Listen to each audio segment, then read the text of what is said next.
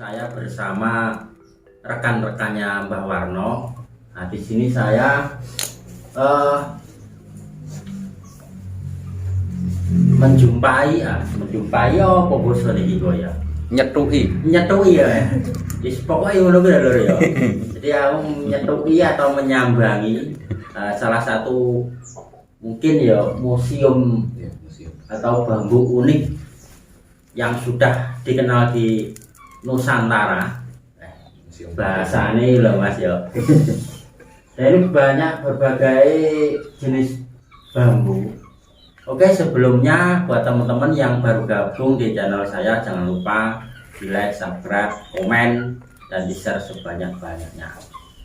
Oke teman, jadi di kesempatan kali ini saya ditemani sama ini masternya juga, ini masternya bambu bersama Mas siapa Mas? Haidar Karim. Haidar Karim. Ada channel YouTube-nya? Ada. Apa Mas? Pelosok Wonogiri. Pelosok Wonogiri. Oke, jangan lupa mampir juga di channelnya Pelosok Wonogiri. Dan yang untuk yang satunya bambu wengker. Yang satunya bambu wengker. Dan ada juga ini Mas siapa Mas? Edi. Mas Edi. Ada channel YouTube? Belum ada. Belum ada. Bikin loh Mas. Oke teman. Jadi di kesempatan kali ini saya mau tanya ya Mas ya. Ini bambu ini pastinya kan ada jenis-jenisnya ya Mas ya, nama-namanya juga. Ya. Terus tujuannya apa Mas? Saya penasaran Mas, ngoleksi wujud bambu seperti ini Mas. Ya, untuk tujuan sebenarnya gini Mas ya, sebelumnya saya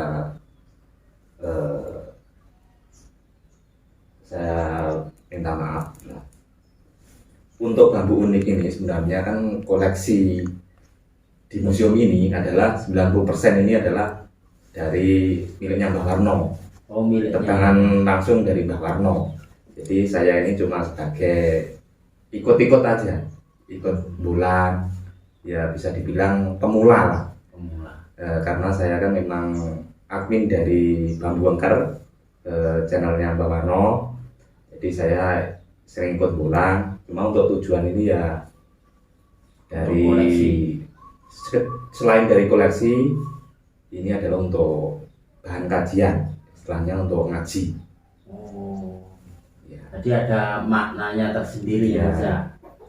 Memang untuk filosofi ataupun kajian bambu, Mbah Warno yang ini tahu. Iya. Oke Mas. Dari sekian banyak ini kira-kira berapa Mas? Ada berapa Mas ini Mas? Kalau untuk sekarang kurang lebih ya sudah 1000-an sudah ada. 1000 bambu. Iya. Soalnya kan ini yang terpasang ini masih ada juga yang belum terpasang. Cuma ini kan memang tempatnya nggak memungkinkan nggak dipasang semua.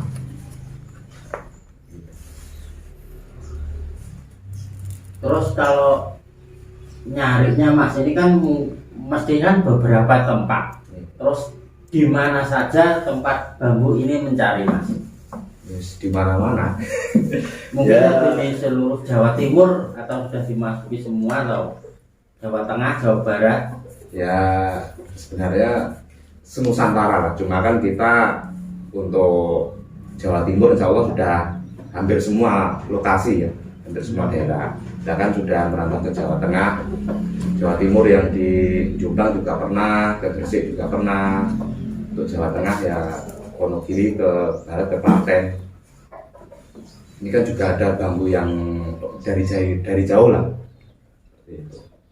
Pacitan juga ada, Bluro juga ada. Oh iya. Jadi kalau bambu ini tidak untuk dijual ya Mas ya? Kalau untuk yang di museum ini tidak dijual. Tidak dijual. Tapi kalau di luar museum ini ada orang membutuhkan bisa jual Mas ya?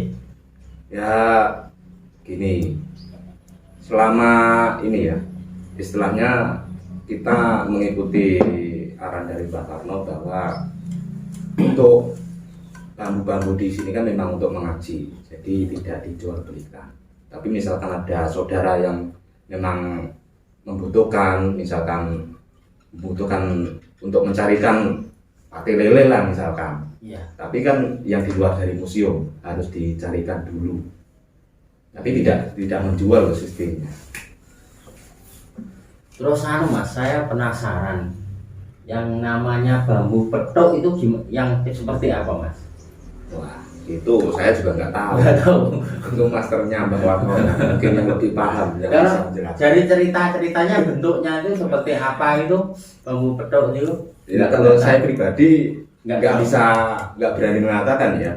Soalnya saya belum memegang namanya bambu petok itu belum memegang. Yang di viral di TV, di YouTube, di apa itu kan bambu petok itu ya. Ya, yang memang katanya berhadapan seperti itu. Cuma kan saya belum megang sendiri. Cuma untuk perwakilan di museum ini ada petok kalam, pakem petok kalam. Jadi antara kayu dengan bambu, dan kayunya itu kayu lamtoro. Dan itu secara kontak rasa oleh Mbak Warno bahwa pakem tersebut adalah petok kalam. Dan sekarang saya mau berbicara atau berbincang langsung bersama mungkin ini ahli, intinya inti ini ya bambu ini ya bersama Mbak Warno. Assalamualaikum Mbak. Waalaikumsalam warahmatullahi wabarakatuh. Ini teman sahabat juga dulur dewe. Bisa mengenal Mbak Warno mungkin sekitar setengah tahunan Mbak ya. Per 1 tahun setengah tahunan. Malik. Pokoknya dulu di sana pernah ketemu sama Mbak Warno. Sebenarnya lama. Alhamdulillah sekarang Bisa nyambung. bisa silaturahmi ke sini lagi dengan keadaan sehat walafiat. Oke Mbak, ini saya mau tanya ini Mbak, untuk Mbah Warno sendiri, saya gimana ya, terasa heran juga kagum dengan koleksi Mbah Warno sendiri. Begitu banyaknya bambu, begitu unik-uniknya bambu. Tujuannya apa tuh Mbak sebenarnya Mbak? Aku pengen ngertos Mbak. Tujuannya Nggih. simpel kan Mbak. Nopo nih? Enggak bisa senenge sampean tok ae. Ngoten nggih. Jadi aku ngevlog ning kene iki ben seneng atiku didoi pemandangan ngoten iki nggih. Ya cukup. Wes susah jawaban iki Lur. Wes bingung aku nih asli. Untuk ngoleksi bambu sekian banyak ini sudah berapa tahun Mbak berjalan di bambu ini Mbak? Ya insya Allah 7 tahun lah. 7 tahun ya? Ya. 7 tahun. Nah, dulu kok punya keinginan atau ingin koleksi bambu ini Jawa niki niku damel nopo, terus intine niku kok iso nemokne ngoten niku pripun Mbah jenengan? Ya gini ya. Sebenarnya kalau untuk tujuan pencarian itu sebenarnya dari awal itu tidak ada ya. Tidak ada. Soalnya memang di dalam dunia bambu, sebelum saya berkecimpung di dalam dunia bambu ini kan memang saya sudah melakukan banyak perjalanan rohani lah istilahnya gitu. Jadi di dalam suatu perjalanan tentang bambu unik ini memang berjalan seiring dengan waktu mengalir seperti air, sesuai dengan perjalanan saya. Cuma itu aja, itu yang pertama. Jadi ya intinya begitu saya melihat bambu-bambu, karena memang dulu kan orang kan banyak yang gila dengan bambu petok tuh kan.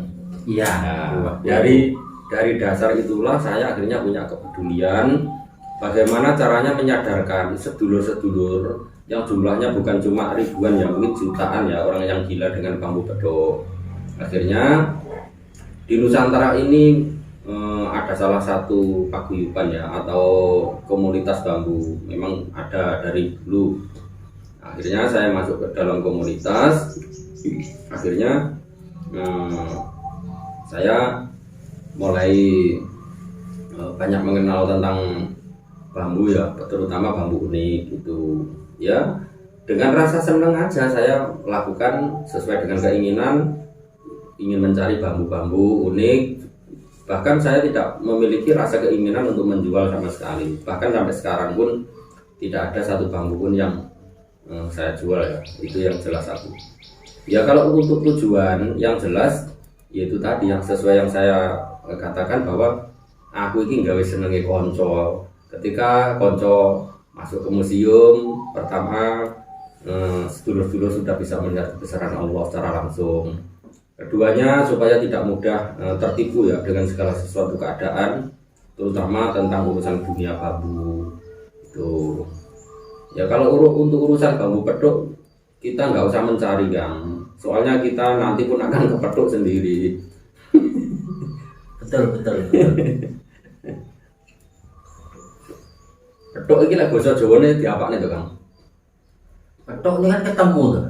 Lah ini kita mulai bahasa Jawa lho Kang, sing paling enak Kang. Di peduk iki diapakne? Dibuntal. Lah iya. Lah terus dibuntel wis nyanyi parane. Sampeyan golek ta?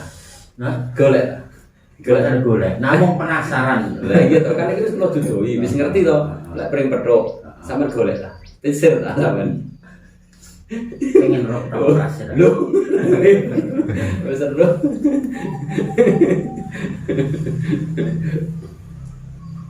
Oke Mbak. Jadi mungkin ada teman-teman atau dari channel-channel YouTube lain sudah pernah datang ke sini. Banyak sekali. Memang Ada reporter TV atau wartawan. banyak. Lebih dari 50 lebih. Mulai pertama berdiri museum sudah dikunjungi ya sama media-media besar, banyak sekali lah. Ya masuk TV ya juga pernah. Bahkan saya sendiri nggak tahu ya sudah ada yang ngomong mau Bang Warno masuk TV, kok sedeng ya. Dan kalau untuk pembuatan museum ini sendiri Mbak, ini dana dari diri sendiri pribadi atau dari ada bantuan dari pemerintah apa itu? Itu enggak, pribadi. Cuma ketika ini dulunya kan tempat kandang ayam ya, kandang ayam, terus kandang burung, damen buat nyimpen damen itu jeramiku. Terus setelah saya menggeluti bambu, saya pikir-pikir enaknya buat apa, akhirnya kandang saya bongkar, akhirnya saya menggerakkan semua jamaah ya, karena memang saya punya salah satu kegiatan yaitu jamaah. Akhirnya jamaah saya suruh memperbaiki ini ya sama-sama lah. Terus alhamdulillah pada waktu itu ada beberapa jamaah ya, mungkin semua ya jamaah ya ikut membantu. Terus ada juga yang membantu dari segi kekurangan, misalkan keramik ini juga dibantu sama anak-anak ya. Ini terus ya mungkin yang lainnya saya sudah lupa lah. Gitu. Ya saya sendiri untuk menyikapi tentang masalah tempat ya alhamdulillah saya bersyukur ya. Bahkan saya juga merasa terima kasih buat sedulur-sedulur khususnya dari tim Bambu Wongker ya, dengan adanya kepedulian sehingga bisa terwujud tempat museum ini meskipun kecil itu ya, jumlah itu tidak perlu dibahas, yang jelas setidaknya sudah senang sedulur-sedulur itu sudah bisa berpartisipasi dalam pembentukan museum ini. Oke teman, jadi ini ada suara azan, kita jeda dulu ya. Kita lanjutkan lagi ngobrolnya bersama Mbak Warno. Oke. Dan ini aku penasaran sama bambu-bambunya ini. Jadi bambu ini kan semua beda-beda. Dan yang pasti kan punya nama tersendiri loh Mbak. Itu namanya apa saja nih Mbak? Contohnya ini di belakang saya ini besar ini. Ini bambu apa Mbak? Bambu lipat. Ini batang utama ya. Nah, ini bambu lipat. Bukan kurung, itu bambu lipat. Kalau kurung itu proses dari alam, dan ciri dari bambu kurung itu pasti ruasnya pendek. Terus ini apa Mbak ini Mbak? Kalau itu bambu belale, kampit, pamengkang jagat. Bisa diangkat Pak? Bisa. Bisa. Amit ya Pak. Itu ada 3 bambu. Ini teman. Bambu apa ini? Bambu belale gajah, Bambu belali gajah. terus dampit, pamengkang jagat. Nah, ini aku rumpet ini jenenge lali ya Pak.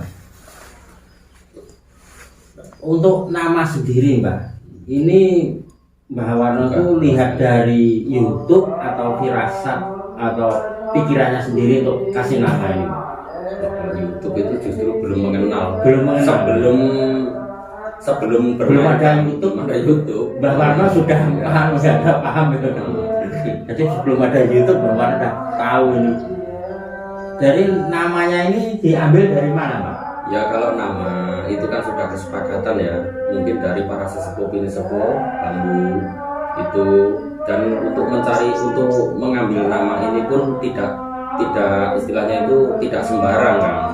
Soalnya nama itu adalah sebagai simbol di dalam suatu kajian sehingga bisa nyambung di dalam arti tentang kehidupan seseorang.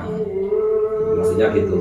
Jadi semua nama itu ada makna, arti filosofi tersendiri. Jadi memang tidak sembarangan untuk memberi nama pada setiap bambu. Karena setiap bambu itu pasti kalau memberi nama tidak bisa dipertanggungjawabkan, berarti ya carpe diem ya gitu. Filosofi nih. Filosofi nih. Nah ini yang saya jawab, ini satu aja ya. Soalnya kalau bambu belale sudah pernah saya wedar, ya. Terus untuk bambu apa itu dampit sudah. Nah ini yang belum, ini bambu pamengkang jagat. Nah, cek lur, ujian lur. Gawe iki. Oh.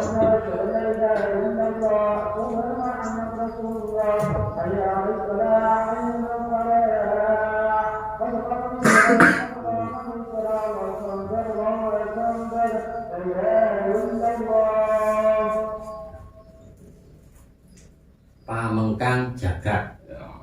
Untuk filosofinya sendiri apa itu Mas? Ini kalau untuk bambu pamengkang jagat itu sebenarnya simpel ya. Bagi siapa yang sudah bisa memahami tentang arti hakikat filosofi dari bambu pamengkang jagat, itu sebenarnya simpel. Tapi bagi yang belum tahu ya memang lain versi ya. Karena setiap para pakar bambu itu memang lain-lain versinya. Tapi kalau saya setidaknya itu apa yang saya sampaikan itu mudah dipahami dan mudah dicerna oleh sedulur banyak. Salah satu gini kan ya. Kenapa bambu ini mana bambu pamengkang jagatnya tahu apa enggak? Yang ini. Nah, bukan, ini dampit. Oh, dampit. Dampit ini. Pamengkang jagatnya itu bawahnya ini loh. Lopang ini. Ya. Lubang yang mana? Ini. Oh, Lopang. iya. Nah, berarti kalau sudah tahu bambu pamengkang jagat, kita sebagai orang Jawa itu setidaknya kudu ngerti Jawa nih Kang. Kan gitu. Satu, pengkang berarti jembarno. Di pengkang berarti kan diambakne utawa dijembarake. Nah, dibalekne nyanggone rasane awake dhewe. Niku wau. Jadi pitutur luhur yang tersurat atau tersirat di dalam suatu bambu pamengkang jagat itu pada hakikatnya jembarno pikiranmu, jembarno Kubure. nah wes ya siji ae ya dijembarno pikirane, dijembarne atine ya wis pokoknya kuburane contoh sing paling gampang Kang ya wes engko ben digoleki dhewe khususnya buat dulur-dulurku ya sak Nusantara ya yang pengkaji bambu. Jadi kita sebagai orang Jawa ya harus tahu Jawane ya, maksudnya dijembarake ini apa, dicari sendiri supaya lebih paham ya. Soalnya itu tidak terbatas. Dijembarne lakune, jembarne pandangane, jembarne kupinge, jembarne atine, rasane, langkae dan sak piturute. Maksudnya gitu aja.